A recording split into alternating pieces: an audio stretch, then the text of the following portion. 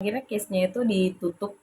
Polisi bilang kalau si Giri Matias itu punya skizofrenia. Dia yang bawa teman-temannya ke sana dan mungkin aja delusinya lagi kumat di saat hujan salju itu dan akhirnya ya udah mereka dia kayak seolah ngegiring teman-temannya untuk pergi ke hutan itu gitu. Udah.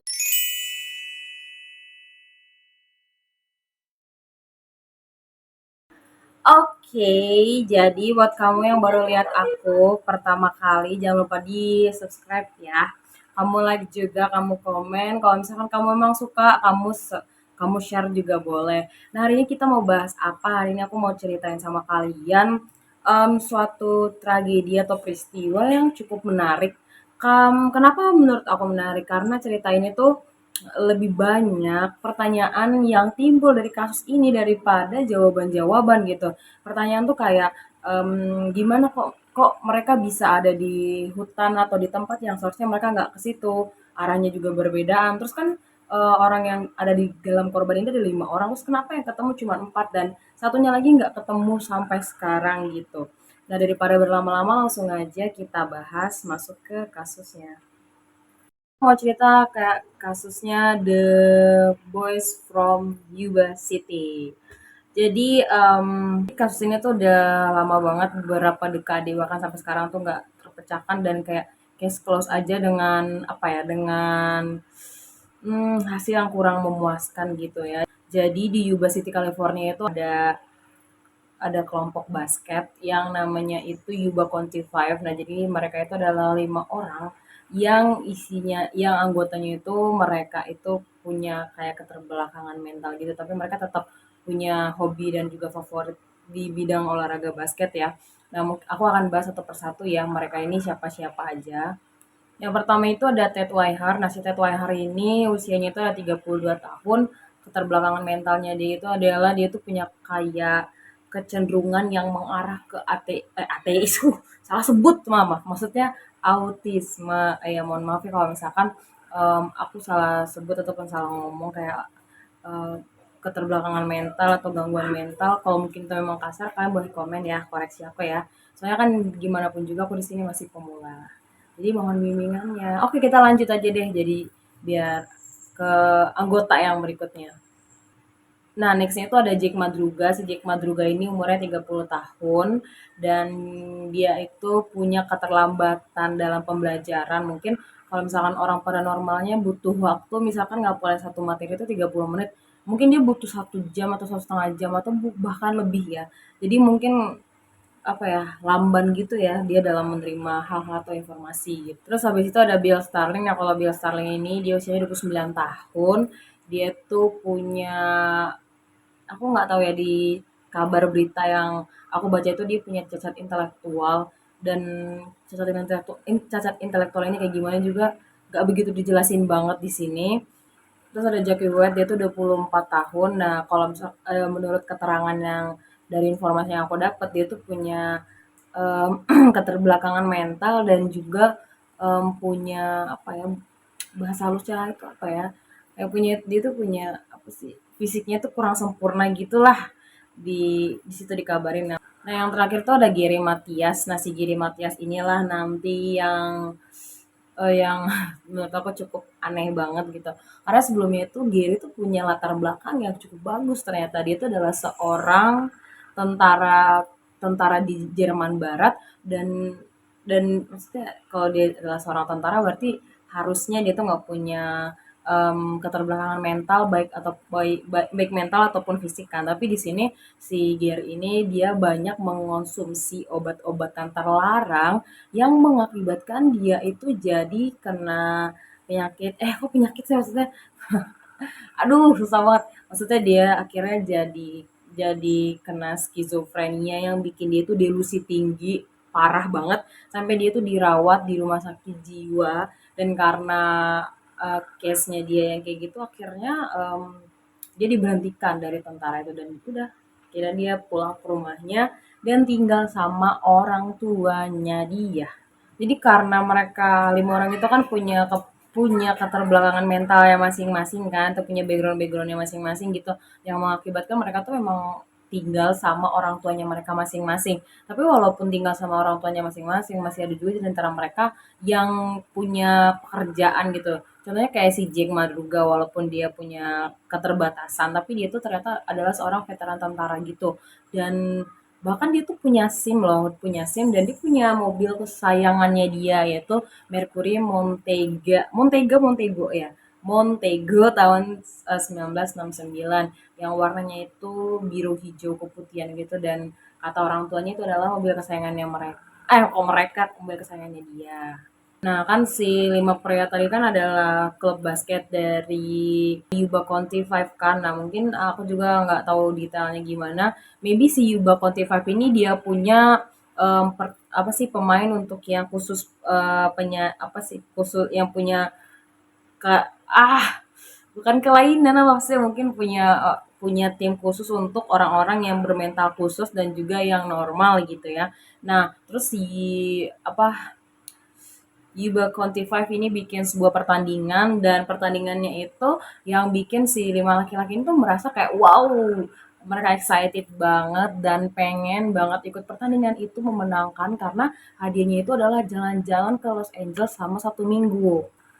Nah, pertandingan itu nanti akan dimulai pada bulan Februari di tanggal 25 tahun 1978. Udah lah kan, akhirnya tanggal 24-nya mereka mau pergi ke Chico, California. Ngapain ke Chico, California? Mereka mau nonton pertandingan UC Davis versus Chico State. Jadi ya mereka mungkin mau tahu juga ya lawannya mereka nextnya siapa, kayak gimana. Ya udah, akhirnya mereka berlima pergi naik mobil Mercury Montego-nya si Jaki Madruga tadi.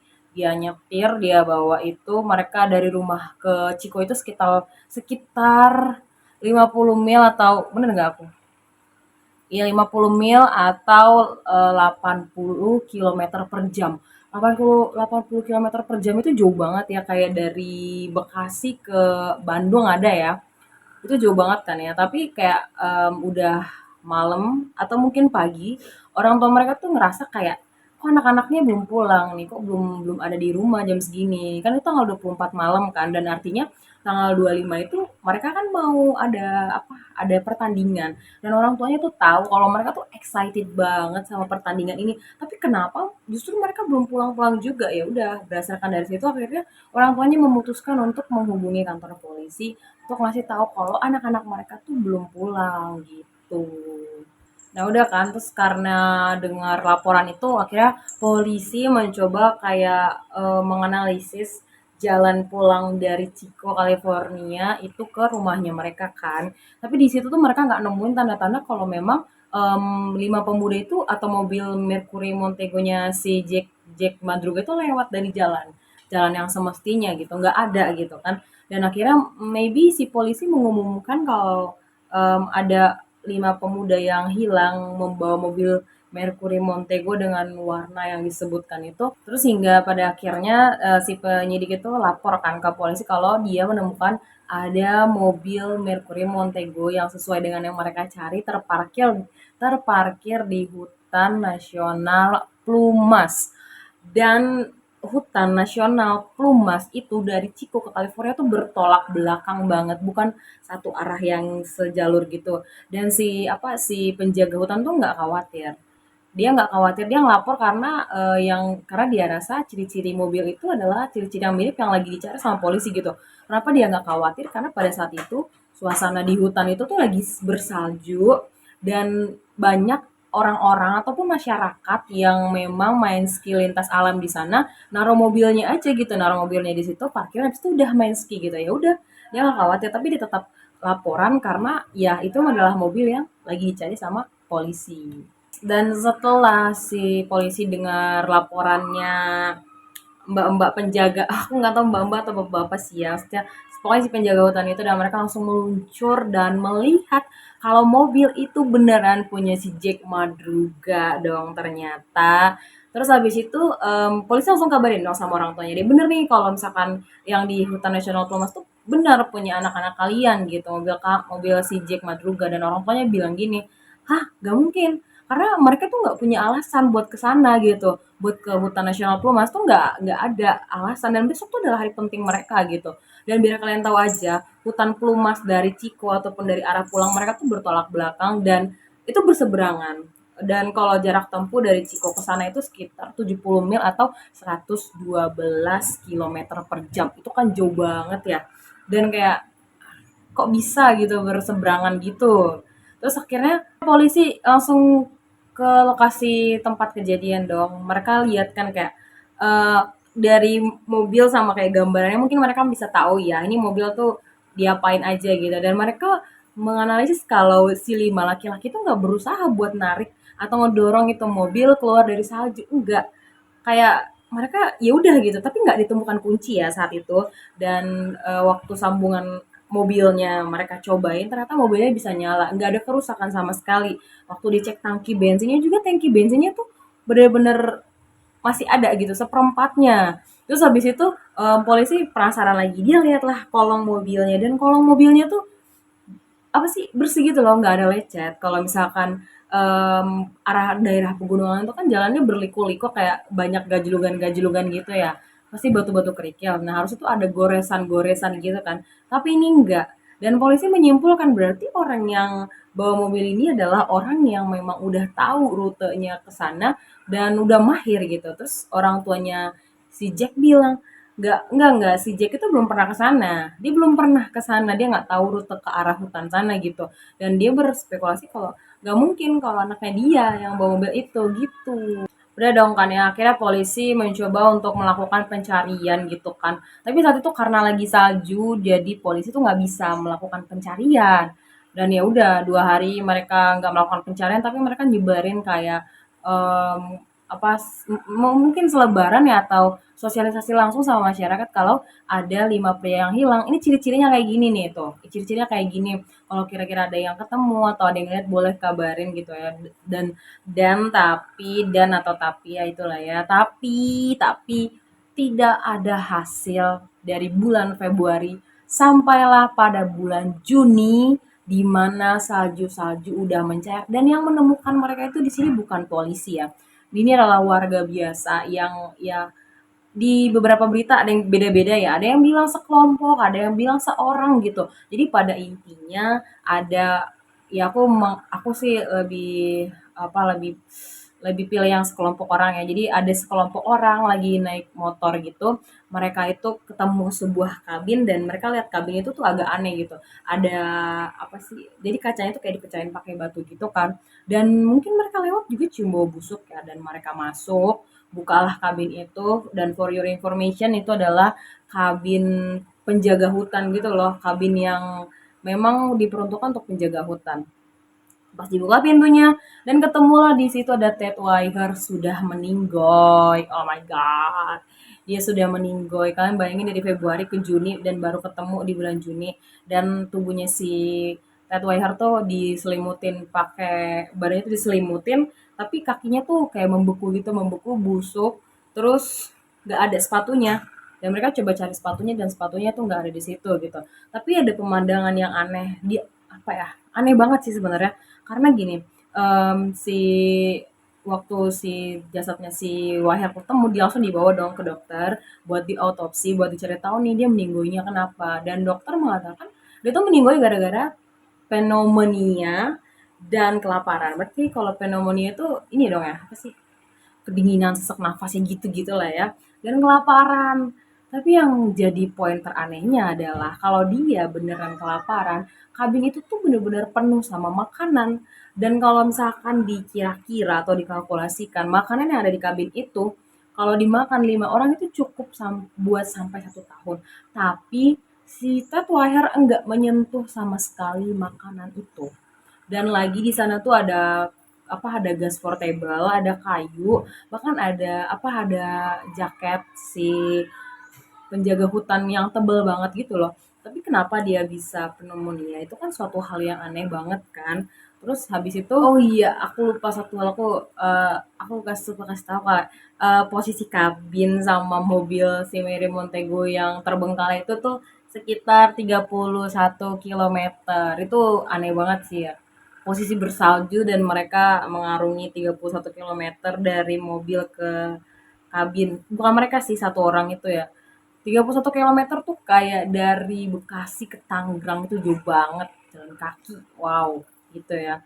Terus, jasad teman-teman yang lain juga ketemu, jauh dari lokasi si kabin itu, dan, kan si Ted Weiher tadi kan ketemu tanggal 4 di bulan Juni kan. Nah, terus setelah 2 hari dari itu, si Bill Starling sama Jack Madruga itu akhirnya ketemu kan. Terus mereka tuh ketemu sekitar 18 kilometer dari mobil. Itu 18 kilometer apa sih?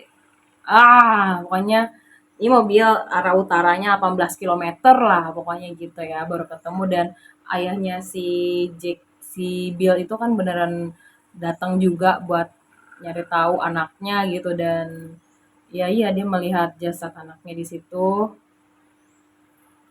Ah, gue lupa sesuatu. Aduh, aku lupa ngasih tahu sesuatu. Tadi masalah siapa sih tuh? Si Ted Wire itu iya lupa. Ya jadi si Ted Wire itu kan ditemuin kan dari Februari ke Juni. Nah ternyata waktu si Ted pergi itu dia tuh jenggotnya bersih ya. Terus waktu udah temuin jasadnya tuh jenggotnya tuh panjang gitu. Dan tim forensik tuh menduga kalau si Jack itu sempat bertahan hidup sekitar 13 minggu. Yang artinya dia masih bertahan hidup seminggu sebelum dia ditemukan sudah meninggoy. Dan besoknya di tanggal 7 Juni, ayahnya Jackie Hewitt itu dia menemukan, apa sih, pertama tuh dia kayak nemuin jam tangan anaknya, terus pakaian anaknya gitu. Terus nggak jauh dari situ dia menemukan ya tengkorak anaknya. Jadi kayak terpisah ya. Aku juga bingung kok bisa terpisah tuh antara pakaian dan juga baju gitu kan. Nah, kita udah bahas tuh ya case-nya gimana mereka bisa ke hutan pelumas dan dinyatakan hilang. Nah, sekarang aku mau bahas kayak gimana polisi bikin ini tuh seolah-olah memang case close dan ada beberapa teorinya juga gitu kan. Nah, jadi polisi itu menutup kasus ini dengan mengatakan bahwa mereka tuh berteori kalau si Giri Matias, oh iya si Giri Matias tuh sampai sampai sekarang tuh jasadnya nggak ketemu, yang empat temennya ketemu tapi dia dia doang nggak ketemu.